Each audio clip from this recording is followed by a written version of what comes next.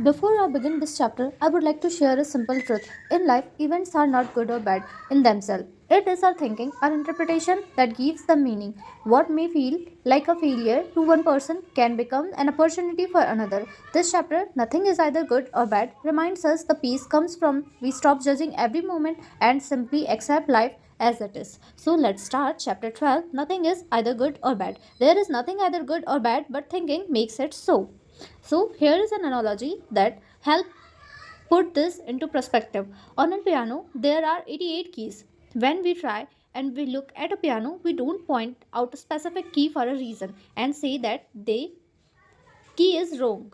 We only think a specific key is wrong. If we think someone is playing a specific song and hits a key that isn't in the song, inherently the piano has no wrong keys though. There are only keys and notes that sounds more or less pleasant when played consecutively. Just like how there are no wrong and no right key on the piano, there are no wrong decision in life. There is only thinking that gives us pleasant or not so pleasant feeling. When we put things into a bucket of right and wrong, good or bad, and this create duality and conditions in our lives, which determines how we feel.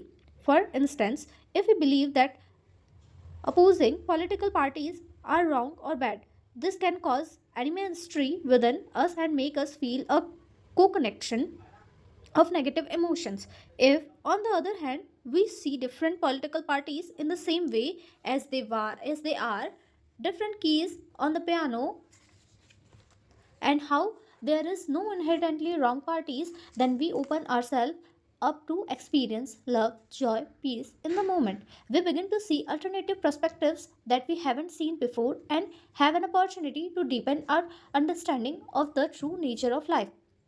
It is like if we are hiking on a mountain and stop at a specific point to look at the beautiful view, there is no wrong spot that we can see it, stand in, and take in the magnificence of the nature. But by being open to all possible stop or spots we can stand in, we can see the view from different vantage point we haven't seen from before. Instead of looking for right or wrong, good or bad in the world, look the truth instead of trying to prove we are right and they are the wrong, or how they are better and you are worse, or we can say how they are better and we are worse. Look for the truth in the what's in front of you. I would only caution this by saying that many people believe that they think is the truth. For the most part, without the steeper understanding of life, most of what we think is not truth, even though it may seems like it. Truth is not subjective. If it is true for one person but not for another, then it is not universal truth.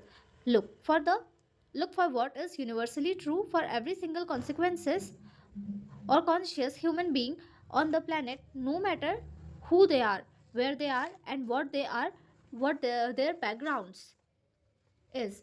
That is the truth, and the that is where you all will find everything you have been searching for. Remember that the only place you can find this is deeply within your being, so don't try to go looking for it outside of you.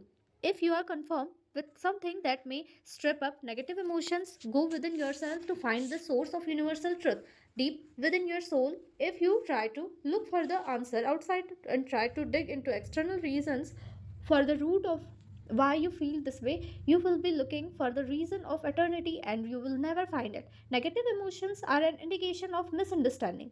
When we prepared or when we gripped by negative emotions, it means that we believe what we are thinking. It is in the moment that we simply forget where our experiences comes from and don't and that our thinking is the cause of all our negative emotions. All you have to do is remember that thinking is the root cause of how we are feeling. Once this is brought into your answers, or sorry, not answers, it's awareness. Don't fight the thinking, just become aware that it is your thinking that's causing the ill feelings. Welcome it with love, and it will slowly dissipate before your eyes. Not too long after, you will return to your natural state of peace, love, and joy. So, as we have seen in this chapter, life itself does not carry labels of good or bad. It's just our mind that creates them. When we rise above judgment and accept reality as it is, we discover true freedom, inner peace, and balance. Let us remind that our happiness is not in changing events, but in changing how we think about them.